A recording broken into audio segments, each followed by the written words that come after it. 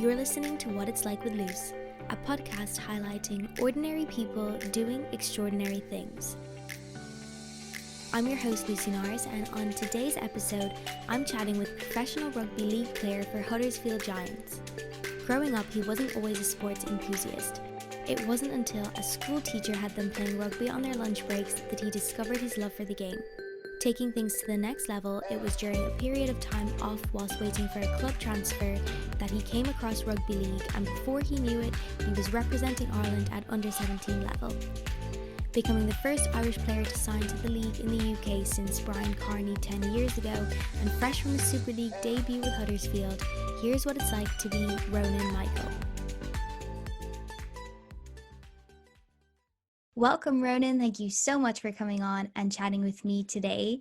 How I like to get every conversation started is just by asking you a few questions about yourself as a child. So I know that you grew up in Balbriggan. So what was that experience like for you? And I guess, were you always interested in sports, or is that something you discovered later on? Yeah, so I grew up in Balbriggan. Yeah, I moved from Canada as a young kid when I was about 7. I don't remember much of it, but I remember a bit, and I wasn't really into sports when I was in Canada, and then I moved to Balbriggan and didn't really have an interest in sport. Probably hadn't even heard of rugby or Gaelic football or anything really. It was just typical 7-year-old, and I went into third class when I was about 8, and my third class teacher was just mad about rugby, and he started taking us all out and kicking the rugby ball, and that's where my love for sports started from him. He used to just take us out and kick the rugby ball, and that got me into sport. But yeah, growing up in Balbriggan, it's a nice area. I like it here, and like all my friends and family are here. I've been here pretty much my whole life since, and honestly, I love it here. I love the people in the town and the community we have here. So it's pretty good, But definitely, when I was in third class, my third class primary school teacher sparked my love for sport, I guess, and that just snowballed from there. It started off, I started playing rugby union, and the rugby union coach at that age, when I was 8, also coached the Gaelic football team. Started playing Gaelic football. Then you play Gaelic football, you play hurling, do you know what I mean? And then next thing you know, you're playing soccer because everyone in Ireland plays soccer, and then everything then, it just goes from there, really. So I went from a kid who hadn't played a single sport to a kid who had no weekend, who was playing every different sport, playing cricket, playing anything really with a ball. If it's golf, it didn't really matter, That's amazing. And it's so interesting to hear that, I guess, you weren't playing sport from a really young age, because I feel like usually that's the case with professional athletes, which is what you are now. But can you maybe share with me a bit about how having so much sport in your life growing up, especially maybe in your teenage years, helped you, or how it impacted on your life from that perspective? Oh yeah, no, definitely. It definitely had a huge impact on me. I suppose it's the different ways of moving, I'd say, is the biggest impact. And the different hand-eye coordination between, let's say, cricket, hurling, golf, Gaelic football, and then obviously you have rugby and soccer. You're using all different parts of your body. If you just play rugby your whole life, you learn how to play rugby, but you don't necessarily learn how to move naturally. So when the basic movements of all sport is jumping, running. And when you're doing that so much at a young age, playing so many different sports, you just pick up on those movements quicker, and your hand-eye improves.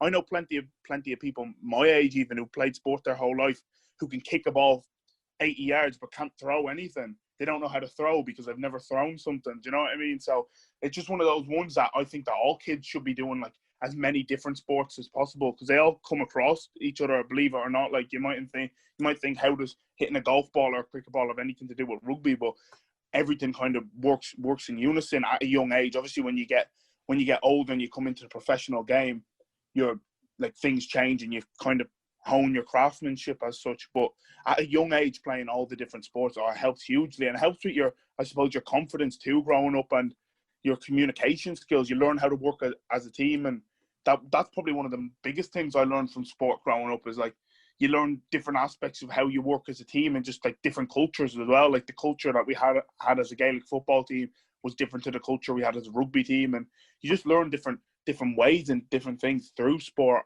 which is it's massive for young kids, really, growing up, to get that confidence and to learn how to work as a team and share and play together. And and then obviously you learn that it's a battle against you when you're just playing golf or something. Like I'm still pretty crap at golf, but like we're learning, you know what I mean? Yeah, always time to improve. Yeah, no, I agree with you completely. I think sport is such a key factor in growing up. It teaches you so many different things, as you've demonstrated there. And then, so I guess what I'm picking up on is the amount of different sports you've played, which I'm sure gave you such an edge when it came to moving into a professional sport later on. But what was it about rugby that I guess must have come to the forefront of everything when you were maybe knowing or not knowing that you were choosing which sport to put more effort into as you grew up? Well, I don't know really. I think it's probably the contact that I love the most. Like you're in the wrong sport if you don't love contact. But when I was a young kid, I wasn't good at sport. Let's say I didn't play till I was young, and I wasn't a naturally talented athlete. I used to go to rugby training to see my mates, I guess, and I enjoyed the contact bit about it. I'd be off picking the grass. I didn't want nothing to do when we had the ball. I didn't want to score tries, but then when we didn't have the ball, I just loved tackling people, you know. And that's what I was. That was my favorite thing about rugby as a kid, you know. And even in Gaelic football and that, I always played like as a defender, you know, stopping people from scoring rather than me being like a scoring, you know, your flashy athlete, you know. So I suppose that's what. And then I just drew the rugby. You draw towards what you get good at about, I don't know, maybe 14 or 15. I was like, oh, I'm actually all right at this, you know. I'm not terrible anymore. So I'm like, oh yeah, I might actually give this a go. And the next thing you know, I just fell in love with just the challenge of trying to become a better player. And I just knew then it just wasn't like a specific moment. It was just like over the years when I went into secondary school, it went from being something that I played alongside Gaelic football and hurling and whatever else I did with my life to my weekends and my weeks revolved around rugby. It was what I wanted to do. And I spent all my time like thinking about it. I wouldn't miss a game. I wouldn't miss a training session. It was just something that I just knew I loved and I wanted to make a career out of. Yeah, I think it's really interesting how sometimes things, I guess, just happen for a reason or they just fall into place, which kind of sounds like what happened with you and your journey with rugby. And before we go any further and delve into the beginning of your professional career, for anyone that doesn't really know much about the sport, and when we talk about this next, I'll be a bit confused. Can you just give a brief overview of the main differences between, I guess, rugby union and rugby league and why they're different? Well, I suppose the biggest difference is the number of players on the pitch. So in union, there's 15 players, and in league, there's only 13. So there's a few less players on the pitch, firstly. And then in rugby league, there's no lineouts at all. You just throw the ball in and tap it. And there's no competitive scrums. You just lean in against each other and the ball goes in and straight out. So they're probably the biggest factors, as well as there's no rucks either. So what rugby union is based on pretty much is line-outs, scrums, and rucks. So there's no rucks or mauls or line-outs or scrums. It's a kind of intended to be quicker in a way. And then you have 5 tackles. So it's 1, 2, 3, 4, and 5th and last. So you have the option to either score a try or kick it if you're too far away from the line. So you have 5 plays to score a try, and then you have to kick it, or it's a turnover to the other team get the ball. So it's just to, I suppose, move the ball quicker. So there's less phases, but it's just every team gets a chance with the ball, you know. So they're probably the biggest differences for people who wouldn't really know much about rugby league. But you won't see any lineouts or anything in league. It'll just be tackles, and you have to retreat 10 meters after every tackle. So it sounds a lot, but I'm sure if you've seen it on the TV or anything, most people would recognize the difference straight away. That must have been quite an adjustment for you, though, moving from union to league, if you were so used to playing union. Can you take me back to that time when you did make that switch, or, you know, in the early days, in the very beginning of everything, when things started to take off? Why did you go towards league, and what was the adjustment like? Yeah, so I think it was like, as I was saying, I started finding my passion for rugby, and I knew I wanted to make it pro. And I was playing with my amateur team here in Balbriggan, just with Balbriggan Rugby Club, and I wanted to spread my wings a bit, and I wanted to be the best rugby player I could be. And I felt that moving clubs to Clontarf would have been the best choice for me to try and make it pro in union, because Clontarf is a well-known club for being a very good rugby union club, and they have been for years. So I wanted to move to Clontarf. It's not that far from me. It's only about 30 to 40 minutes on the motorway. And I said, oh, I'll move to Clontarf and try to develop. But the branch that rule over rugby union in Ireland, the Leinster branch, didn't want me to move. So the only terms you can move at underage is if you move house, move school, or you're out of the year for a game. And I wasn't going to move house or move school. So I had to take a year out pretty much.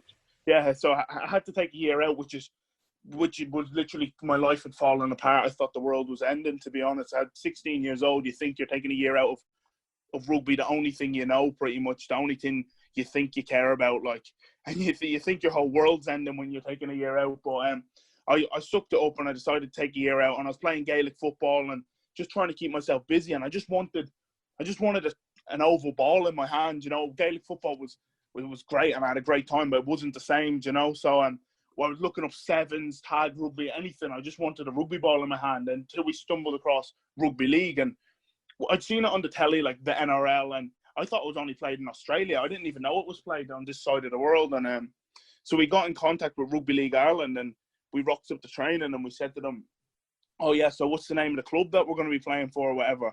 And they laughed. They said, no, what you mean club? You're just playing for Ireland under 17s, just the country. And we're like, well, we couldn't believe that we're just turning up here and we're here to play for Ireland under 17. So yeah, so that was the beginning of the league journey, really. And at the time, I didn't really much of it. I just thought I was doing it to keep myself busy until I went back to union, and that'd be that, really. You know, I thought I'll do this for a year and I'll go back to union. I'll get the head down again in union. And I played a few games of league and I actually started enjoying it, really. And I thought, geez, this could be for me. I've really started liking it.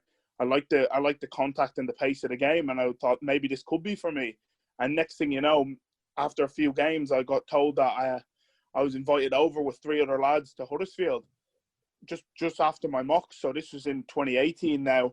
So this is more recently. Just after my mocks, I got told I could go over to Huddersfield and just get to see what their academy's like and what the professional teams like over there and everything. So we went over to Huddersfield, me and 3 other lads, and we got to stay there for a week and just see what the under-19s there is like, see what first team training is like, and just see what a professional rugby league environment is like. And I was just blown away. I was like, this is class. But again, I went back to Ireland, had my leaving cert.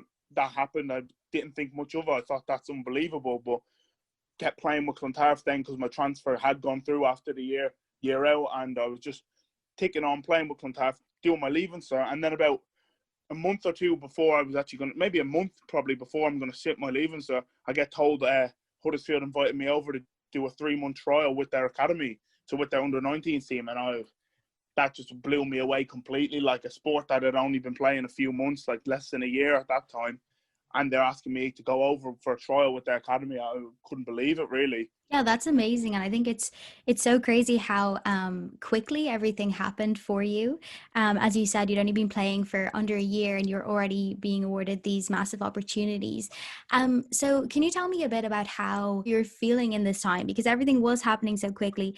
As you mentioned, you were balancing your leaving cert against I guess, starting a professional rugby career. So how was that for you? It must have been a bit of a whirlwind.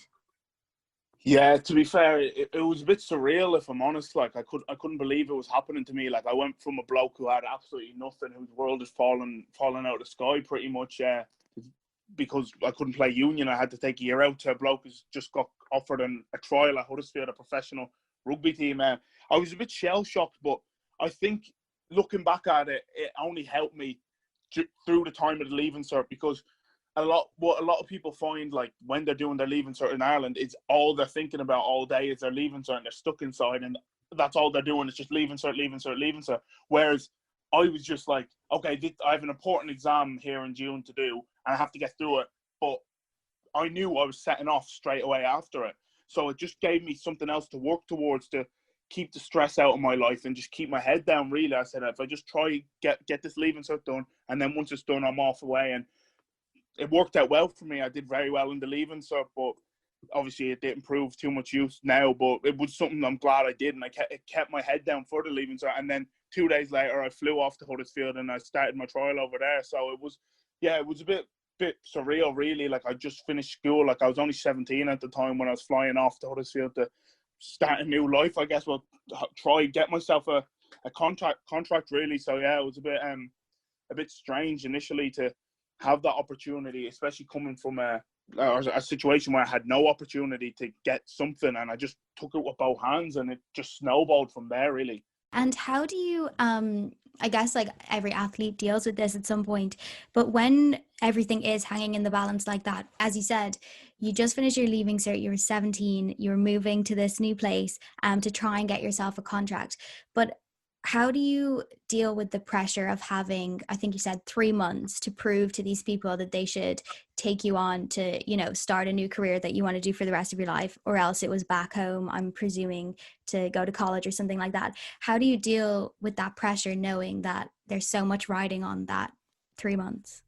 Well, I suppose you just do your best every day. You know, it's one of those ones that it's sometimes when you're put in a sink or swim situation, you thrive. There's people who don't like it, and there's people who thrive in it. And I'm just one of those people when your back's against the wall. And I knew if I didn't do well over in Huddersfield, I'm back to Ireland, and I'm just going off to university for 4 years, and that'd be that. You know, so it's one of those ones. My back was against the wall. I had an opportunity. You just take it with both hands and just show that you're going to do your best. And I suppose when you're in those situations, the type of bloke you are and how you act is nearly more important than your talent, really. Because I was on trial for an under-19s team, like, so it wasn't the full professional first team yet. So they were looking at my skill, all right. They were looking at my ability, but they're also looking at how I carry on and conduct myself as a person. Whether I'm going to be a bloke who they can take on and work with, or whether I'm going to be someone who comes over, thinks he's Billy Big Balls or whatever you say, and goes over there and just, you know, like doesn't offer anything, and doesn't appreciate the opportunity. And I went over there with the right attitude, just took it with both hands, tried my best every day, and showed them that, yeah, I'm not the finished product yet, but I'm worth giving an opportunity, and prove them that, yeah, this is something that it's worth investing in, worth giving this bloke a shot. That's what I wanted to do, and that's what I went and did. And then, so yeah, when your back's against the wall, obviously it's nerve-wracking, and nearly every year, like you're in a contract battle. Unless you sign a long-term deal, you're thinking, what happens if I don't do well this year? Am I going to have a contract for next year? Do you know? So those 3 months, I was thinking I need to get myself a contract for the year. And obviously it's not ideal. It's very stressful because you're thinking, am I going to get one? Am I not? But at the same time, you thrive in those situations when things aren't obviously set in stone. You don't know what's going to happen. So you have to do everything. You have to leave no stones unturned. And had I went over there and I did my best and they just said, listen, it's not for you, but I knew that I gave everything and didn't leave a single stone unturned, then I could have come back to Ireland and been happy. But had I went over there and not gave my all and then I got sent home, I would have been absolutely gutted to have wasted an opportunity like that. Yeah, definitely. And I suppose in a way that's what separates professional athletes from, you know, the general public, is that ability to deal with pressure and to just get your head down and play your best at the end of the day, which you did. So congratulations for doing that. And now you play for Huddersfield professionally. So can you tell me, I guess, the next steps after those trials? What happened then and how did your life change? Yeah, so I played 5 games for the academy while I was on trial that summer, and I got offered a third year, so my final year academy deal. So I had 1 year as an academy player after that trial. I got offered it, and it was unbelievable. No one from Ireland had ever got an academy deal before with a Super League club. So to get over and get an academy deal was just unbelievable. Like, it was like walking in an unwritten path, you know. It was something completely different no one from Ireland had done. So I got an academy deal and I was buzzing. And then I went home to Ireland for the off season because we weren't playing or anything. And I got the call up. I got named in the train-on squad for Ireland first team, so the senior Ireland team, for our World Cup qualifying campaign. And I got named in the train-on squad, and I was like, oh my God, this is unbelievable. I can't believe this. Like, I'm named in the train-on squad with no expectation to play. Like, I was only an 18-year-old now. I'd just gone 18. I'd only played 5 academy games. And then next thing you know, I ended up playing in all 3 of our World Cup qualifiers against Scotland, France, and Wales that autumn. So in October 2018, I played all 3 games, and I couldn't believe it, really. I couldn't believe I got called up to play for, like, Ireland first team. I was just thinking, wow, like, this is in a World Cup qualifier. And unfortunately, we didn't qualify that year. So we were a bit gutted about that. Obviously, it was a tough campaign against some good players. And then we went on, and I played the full year with Huddersfield Academy in 2019, and I only missed one game due to concussion. So I played week in, week out, and that stood by me so much. I'd never had a full season in like a professional environment, and the development I had in that season was just phenomenal, really, because I got to play week in, week out, as I was saying, and just getting good coaches around me and in a professional setup just helped me so much. So played week in, week out, and then again, you get back to the stage where you don't have a contract for next year. I'm too old for academy for the next season, so I don't know what I'm going to do. I don't know if I'm going back to Ireland. So I'm just playing every week. I need to prove myself again to try get a contract. And luckily enough, I signed a first team contract at the end of 2019. So the end of last year, and around this time last year, I signed my first team contract. And again, I was just unbelievable. I was buzzing, like a proper professional rugby contract. Like I couldn't have dreamed of something like that. I couldn't believe it. It was just surreal again. I was just like, wow, taken back. I've got a professional contract, but still, again, nothing's happened really different. It's just you've achieved one thing, but it's on to the next straight away. It's I want to play Super League. I want to play first team. So we had during that off season then, so just about this time a year ago, around October, we had our World Cup qualifiers with Ireland again. I got called up again to play for Ireland first team, and we played against Spain and Italy, and we managed to win both games, top the group, and we qualified for the World Cup in 2021, which is only around the corner, come to think about it. And that was phenomenal, really, just getting to qualify for the World Cup and that. And then I ticked on in pre-season with Huddersfield, and I got told pretty much that there was an opportunity coming up for January 2020 to go to Australia and go on loan to the Canberra Raiders under-20s team, and which was just like the Canberra Raiders are an NRL team in Australia. Like the NRL is basically the best rugby league competition on earth, and I was getting the opportunity to spend a year on loan there with the Canberra Raiders and develop myself pretty much and learn a bit more about the game from the best country in the world at the game pretty much. And so I headed off in January this year to Canberra, to Australia, packed my bags up, left Huddersfield, and set off on my journey. Again, no one's been on loan to like a 20s team from a Super League team before, so I was forming a new path again, taking an unwalked path. And I went off to Australia then, and coronavirus hit, and I got sent back to Ireland then, unfortunately. And I was gutted. I got back to Ireland at the end of March after being in Australia for just less than 4 months.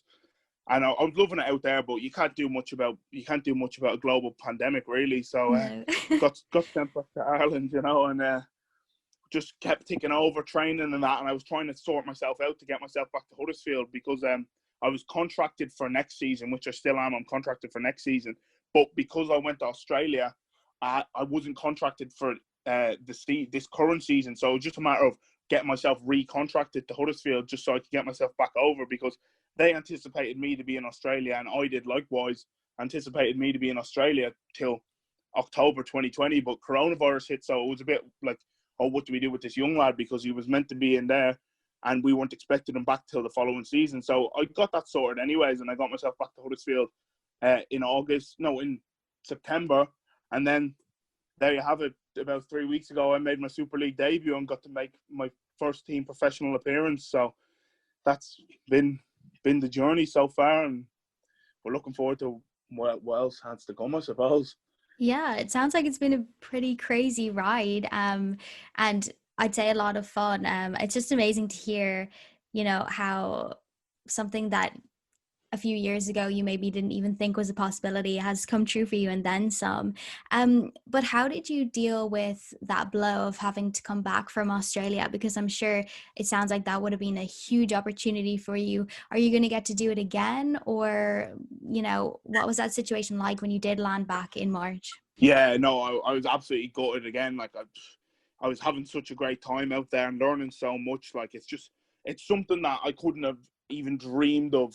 Honestly, if someone said to me I would have got that opportunity, I would have said, "No, you're having me on." It was such a brilliant opportunity, and it gave me an opportunity to really develop, and which I did in the 4 months. But had I been there the whole year, who knows what could have happened, what kind of development I could have had as a player, because you're with the best coaches and around like some really, really talented players. So yeah, it was a huge blow for me to get back to Ireland. But at the same time, looking back at it, it's easy to look back and say, oh, things in Australia actually went all right, and they got the country back up and running very quickly in comparison to us here in Europe and Ireland and England, and that they managed to get back playing rugby, and they have crowds now and everything. They managed to get back playing within maybe a month or two of March. So looking back at it, I could have said like, oh, I wish I stayed or whatever. But at the time, we were hearing all the stories of Italy's outbreaks and all these deaths and everything. And my family were worried, and I was worried too. I was on the other side of the world, and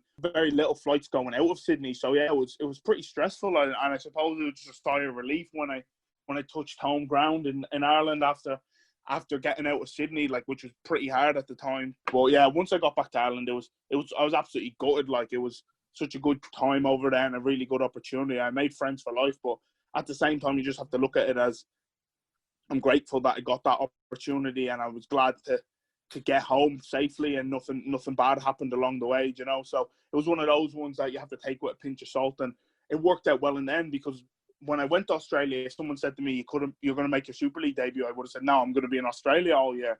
I'm not going to be making my Super League debut. But in the end, it worked. I got the best of both worlds. I got to make my Super League debut over with Huddersfield, and I got to experience Australia and spend a bit of time in Dublin back home with the family during the height of coronavirus, I guess. So yeah, it all works out in the end, I suppose, if you're lucky. And things fell into place in a strange but good way.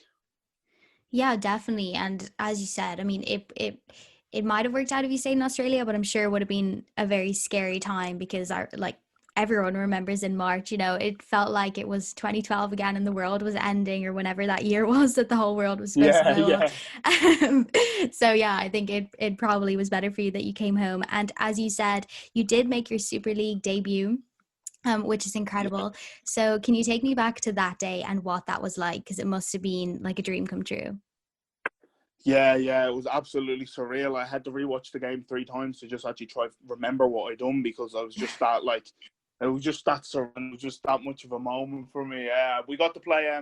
So it was about 3 weeks ago now, and we were playing Wigan, and Wigan are top of the table. They're top of the table. They beat us that day to win the league leader shield, and now they're in the grand final against St. Helens this Friday. So they're pretty decent team, to say the least. But and they're well known for their physicality. Everyone knows Wigan are a physical team. And Robbo told me during the week I was going to make my debut, and honestly, I was just like, I could not believe it. I got into my car and I just drove home straight away. Like, I was like, what is going on? It just felt so surreal, really. And then I was ringing all my family at home, but the problem was that the people who run over the Super League, the board, pretty much, they were talking about changing the structure. So on the Monday of the game, we played on the Friday. We were meant to play on the Thursday.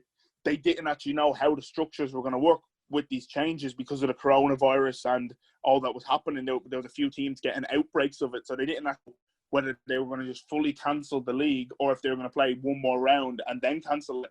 And in the end, they settled for one more round and then cancelled the rest of the league. And whoever was ready for playoffs, they were ready for playoffs, and the rest of the team's season was done. So luckily enough, we got that last round in, and that was our last game of the season, and happened to be my debut. So at the start of the week, it was like, yeah, you're playing if the game goes ahead. So I was checking my phone the whole time, waiting to see whether this game was going to be cancelled or not. And then obviously it decided to go ahead, and I got to make my debut against who ended up being the league leaders. But that didn't matter to me. Obviously, I was gutted about the loss, but it was just such a great moment, and all the lads got around me on the team and just basically congratulating me and just wishing me all the best. And all my family were watching over here in Ireland, and just getting to see the support of everyone in Huddersfield, but more so the people in Ireland, like in Balbriggan especially, people in the town talking about rugby league, and people in this country talking about rugby league. Like, this is a sport that nobody knows about over here.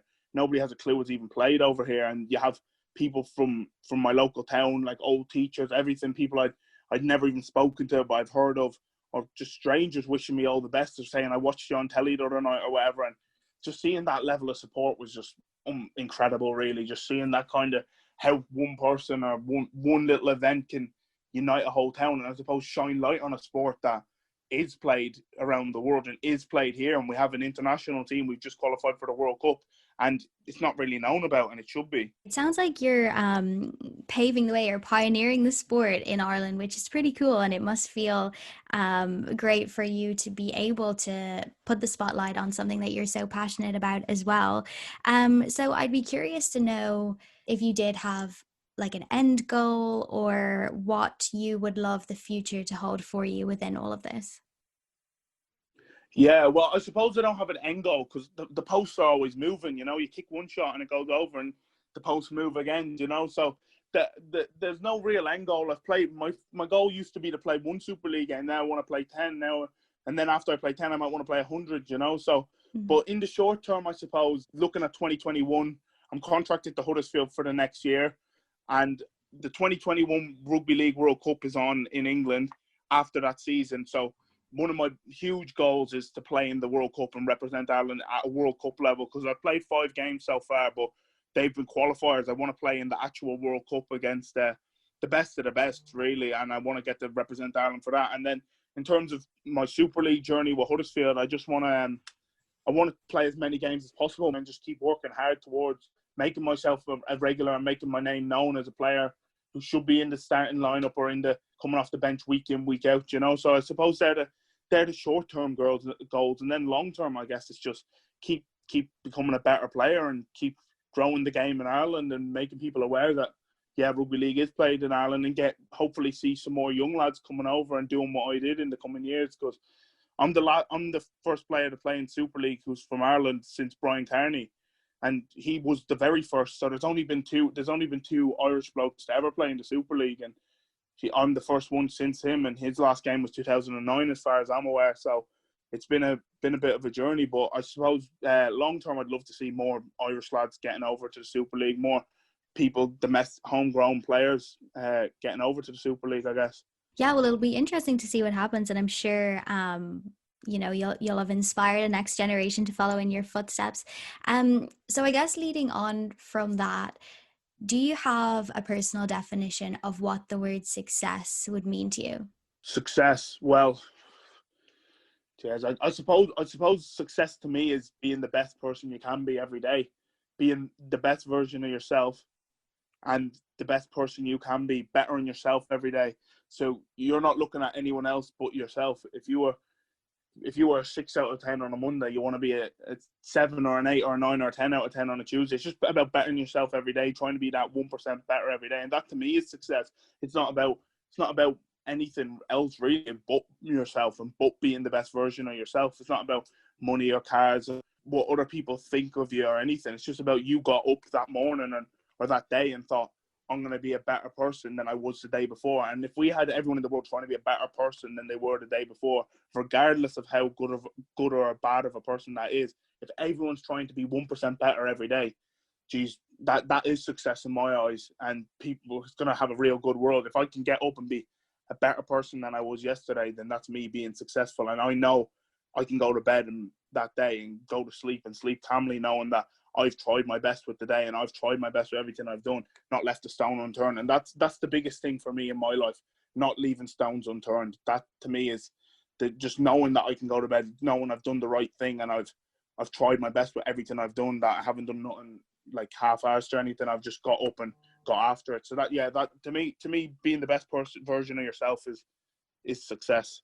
Yeah, I love that. And it definitely sounds like you do implement that mentality in your daily life. And obviously, I mean, look how far it's got you. So yeah, as you said, if everyone did that, we'd have a much better world. So I just Yeah. have one more question for you, and then I'm going to let you go and get on with your day.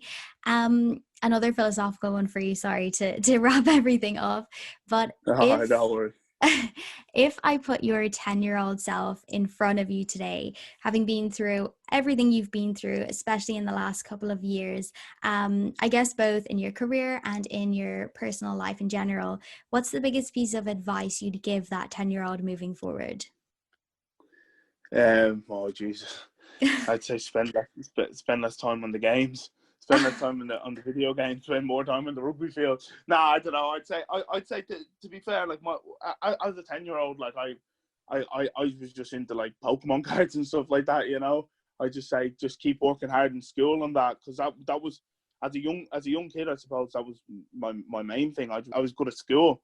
I kind of wish looking back on it, I wish I put more into school. I feel like I could have been like further on in school than I was in there. Like, and I was head boy in that, and I did well in school. But I'd say as a 10-year-old, I could have gone on to be like 625 medicine doctor if I wanted to. But obviously, like it's not that bad. But I probably could have just kept my head down in school a bit more. So that's what I would have said to my 10-year-old self: read a few more books, stop playing video games. Yeah, I mean, it certainly worked out all right for you anyway in the end.